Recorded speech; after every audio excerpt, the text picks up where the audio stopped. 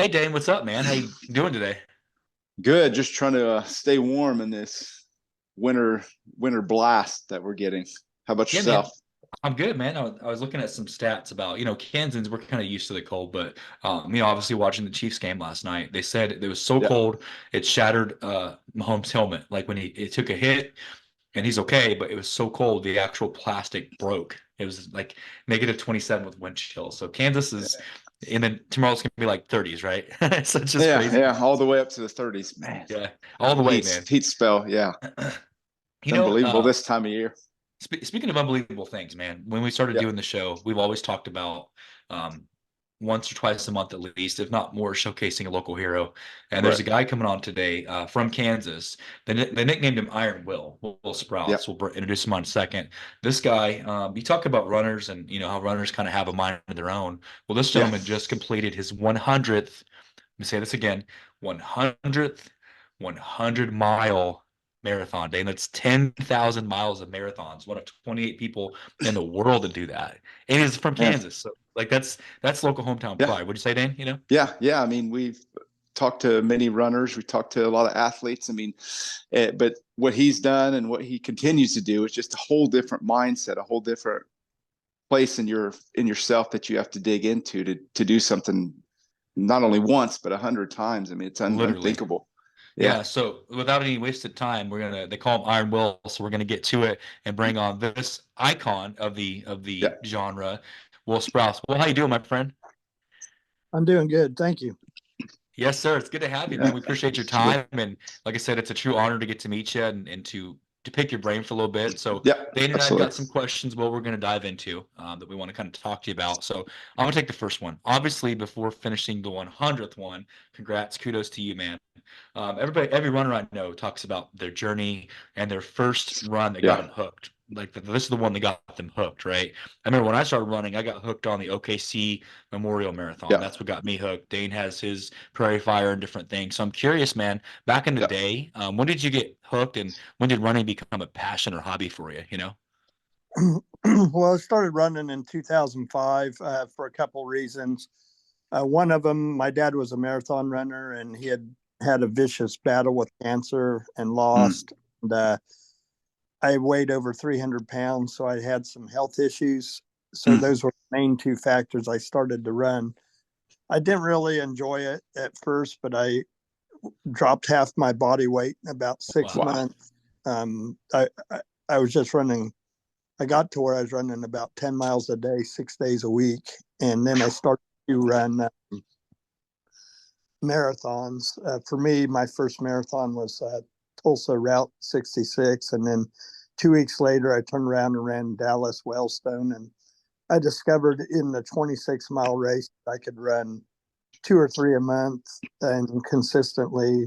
I was just running just below 4 hour marathons, nothing real fast, Wow. but about eight Mm. and a half 9 minute miles. And so, yeah, that's where I don't know when I really got hooked. Probably I would say when I ran the Pikes Peak Marathon, which was a Uh, completely different animal.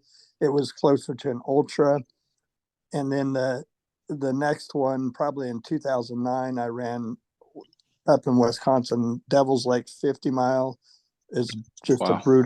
brutal trail run. And I probably got hooked once I started crossing into the single track trails on the ultras. And Mm. 2012 would be my first 100 miler down at Rocky Raccoon. Wow. But My mind is just blown, Will, just listening to all the things you've accomplished, man. And you're not even done yet. I know you see talk about like your Yeah, upcoming journey and all that. That's crazy, Dane. Like Dane, you're a runner too, man. Talk about that, Dane. yeah. I mean, the first one, you get it under your belt, and you kind of think, okay, that was not as treacherous as I thought. But then you even took it to that next level of let's go a little bit farther. Let's see what this body can do. What is kind of the mindset for you whenever you go from running just I guess, regular marathons to going to the ultra? Is there a different what else do you have to dig into to get to those longer mileage? well, for me, the crossover, I, I had a I had a bad motorcycle wreck in 2010, and I broke 46 bones in my body in that wreck. Wow. And I tried to come back to running, and I discovered I was much slower. So I switched to ultras. I found out even with my slower pace that I was able to maintain it for long periods of time. Mm. So that's where the 100-miler, my intention was just to keep running 26-mile marathons and run one in every state. But I met this guy named Dean Carnassus at the Lincoln Marathon. And that's the first time I'd ever heard about 100-mile races.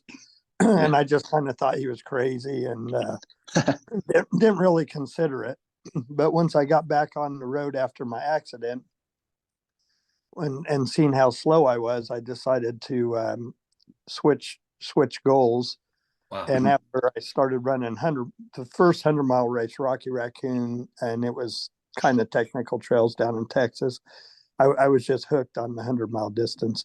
It's a slow and forever pace, and it's more about nutrition and hydration and managing your body and being patient than the fast pace running with goos and jails. And the marathon, I'm eating real food, and it's more of a scientific thing in a lot of ways. Physical. That sounds right. I mean, it's interesting, Dane. Before you take two, man. What I heard, Will, is you're like anybody without any disrespect or no judgment could have gave up after the accident. I know you shared some of your the things you've overcame with your health, and man, I'm just that right there in and of itself, just to get back up and even attempt to do it, man, my hat goes off to you, right, Dane? Absolutely, definitely. I mean, there's so many things that, like Josh said, that can make you say, I'm not going to do this. My health is so important. But, you took that, made it something that turned into, now something really great. So whenever you've run all those events, your 100-milers, your whatever 50s, any distance you've run through the years, what would you say maybe is one or two of your favorite events that you've done, with not only the run itself and the views, but everything else around it? What are maybe one or two of your favorites? Okay. Well, hands down, my number one favorite is the Cruel Jewel, and it's in northern Georgia. It starts at Vogel State Park. It's southern part of the Appalachians. It's brutal. It's just horrible as far as man. The elevation gain is 34,000 feet, and you also have that much loss. They advertise the race as 106 mile. I up with 112 on my GPS, and I stayed on course. Others have said it's as long as 116. So that was where I ran through nonstop 42 nights. I ran 47 hours, 11 minutes to finish that race. Wow. And, Unbelievable.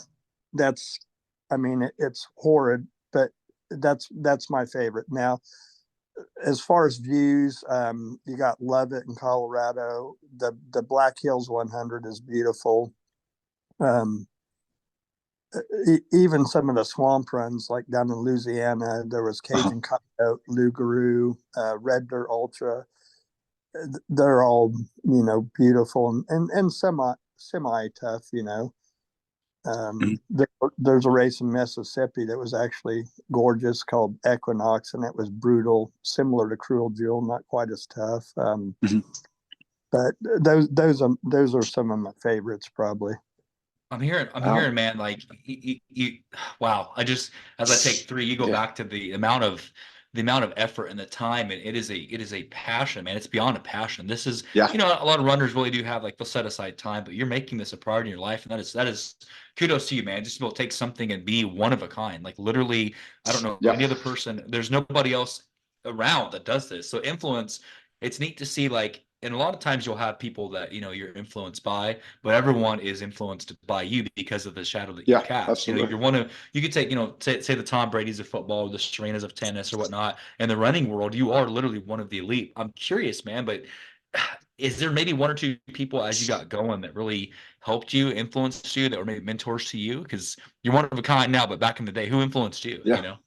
Absolutely. Well, one of my biggest help, and his name's I can't pronounce his last name very good, but his name's Rini Villanobos, and he's down in Texas.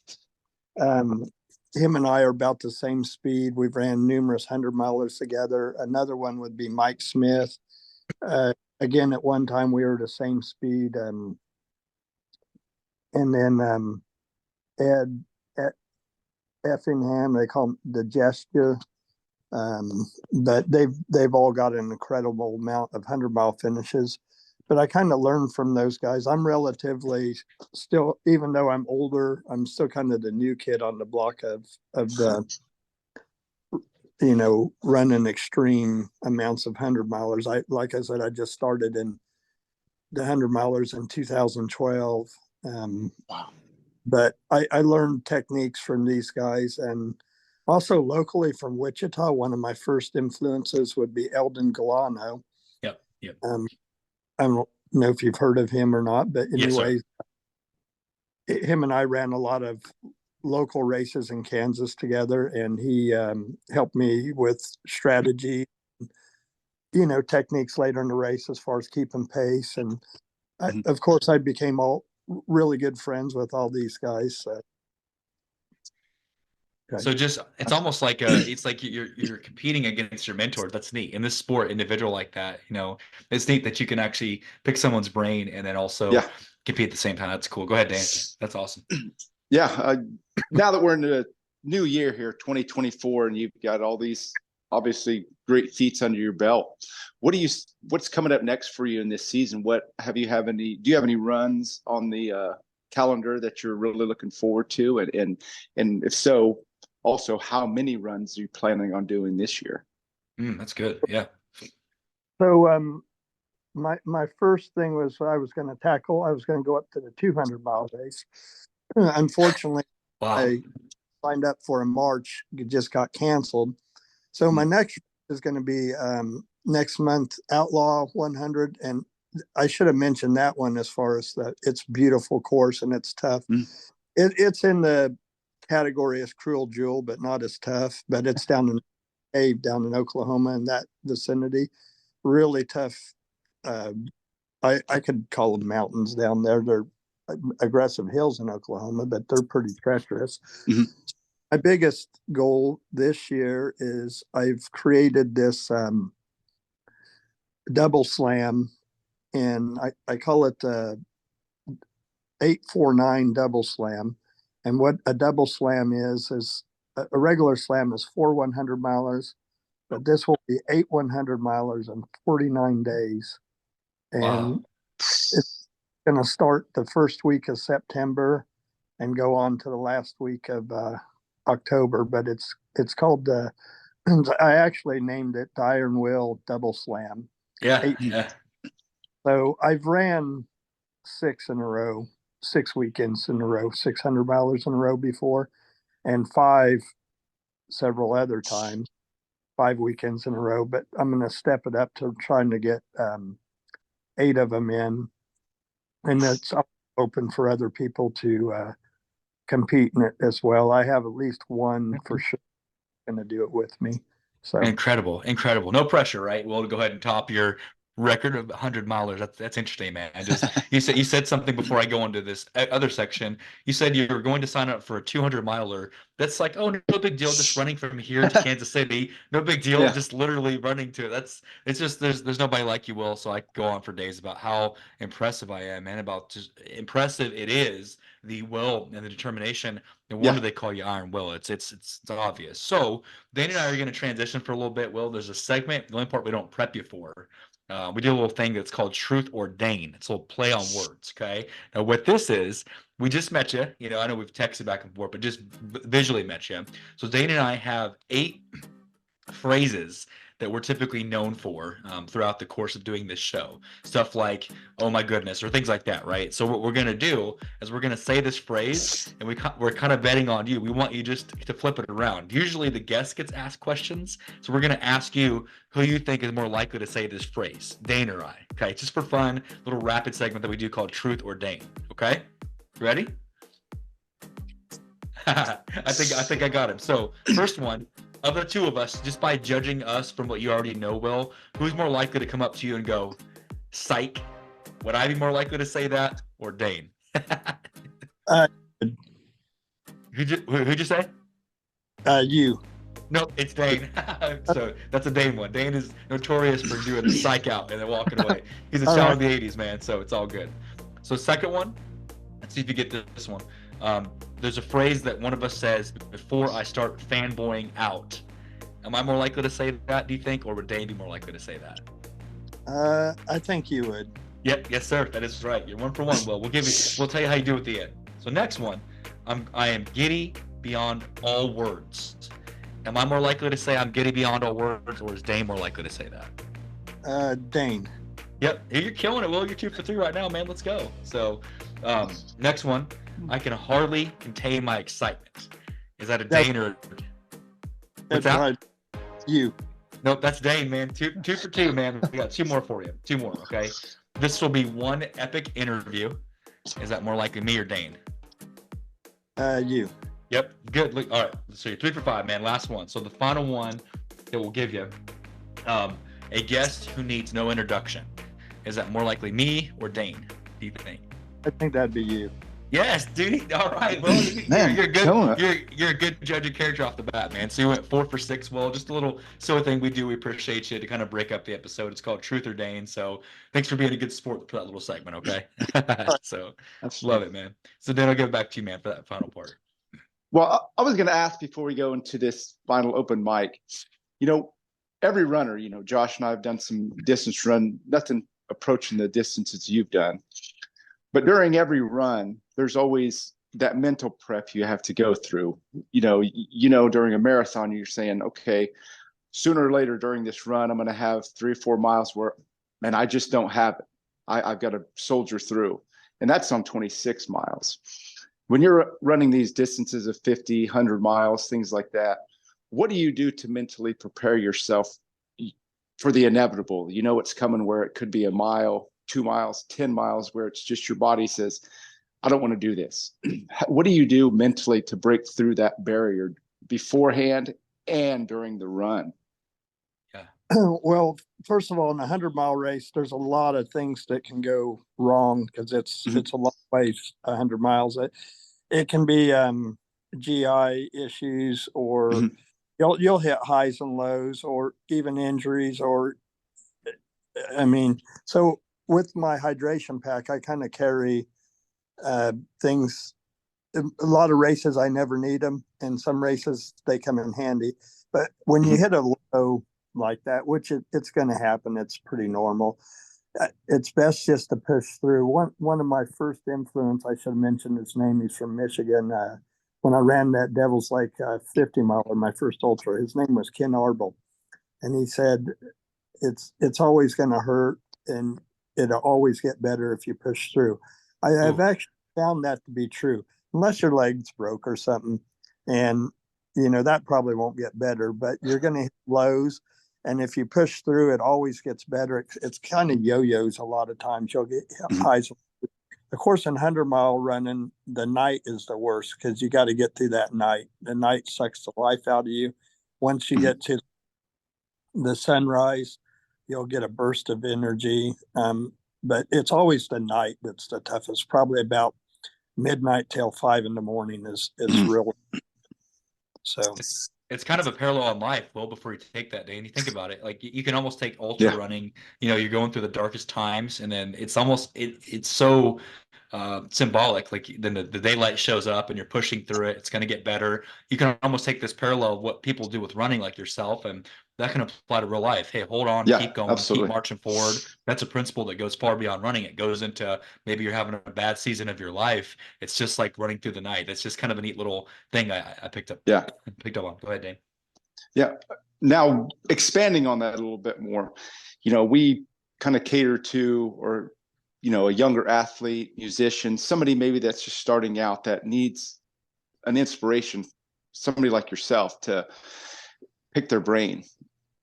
Through this running process, all these things you've gone through mentally, physically, with your health and things like that, what is maybe a mantra or something you've carried with you that kind of keeps you pushing through, pushing your body to its limits, your mind to its limits, that maybe you can pass on to that next generation to just keep going and keep striving for more and better things.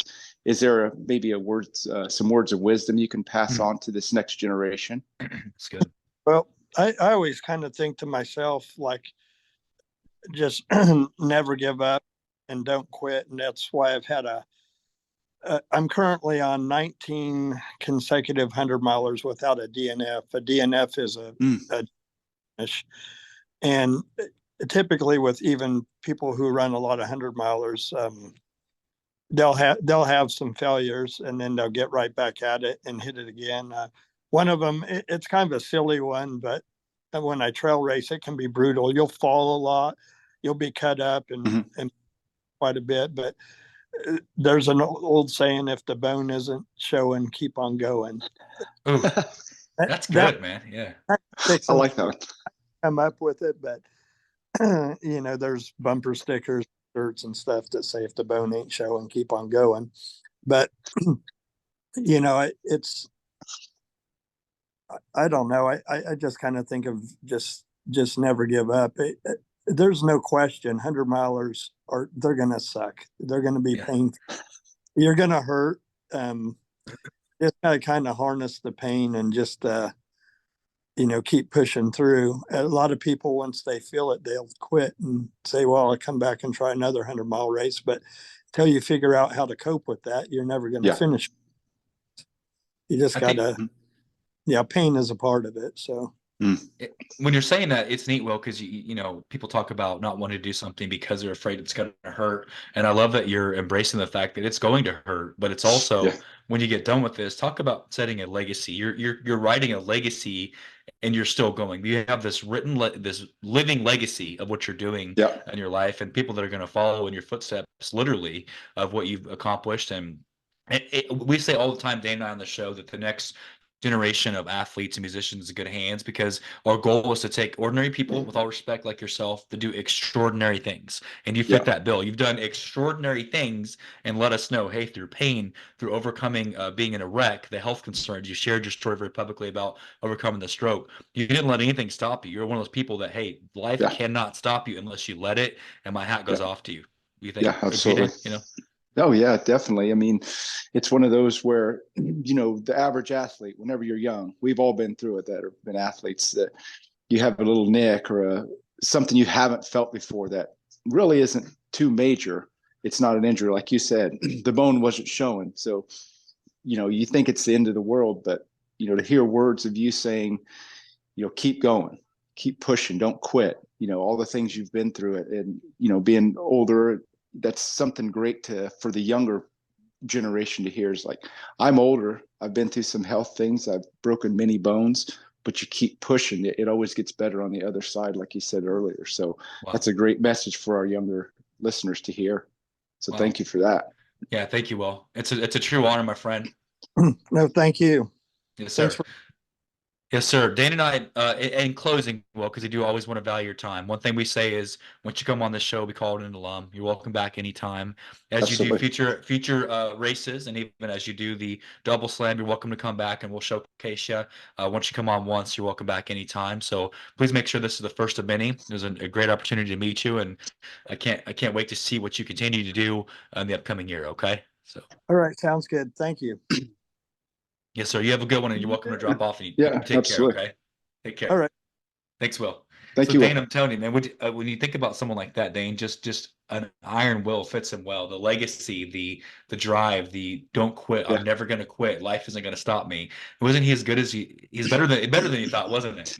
Yeah, absolutely. I mean, there's no more appropriate name than his nickname, Iron Will. I mean, because that's what it takes to not only do that under a healthy body, but whenever you've had either, some health setbacks or like the wreck he was talking about, that's exactly what it takes, is all of your will, everything you've got to keep pushing through and keep doing something not only that you love, but it's going to push you to the limits. I keep hearing, as we kind of try to land this one, because that was a really good one. It was it was a reminder that, I understand sometimes there are physical limitations that you can't overcome. If you can't do it, if you can't physically do it, we understand. But if you're able to physically get up, like he said, I caught this, Dan, I wrote this down. I was making notes. He said, after my wreck, I couldn't wait to start running again. And I realized I had Yeah. to change. It wasn't like, it wasn't if I'm going to run again, it's when I run Yeah. again. It was never a question. Yeah. It was a passion, you know? Absolutely. And you and I talk all the time. Maybe it's softball players, maybe it's football players, maybe it's musicians, maybe it's doctors. Hey, when I do this next chapter of my life, not if. And that's what I Yeah. keep hearing. You know, do you agree? You know? Yeah. Yeah. It's a running theme with no pun intended, Yeah. but it's a theme with people that do great things, like when I do it, not Right. if, or Right. I wonder if I can. It's when I do it.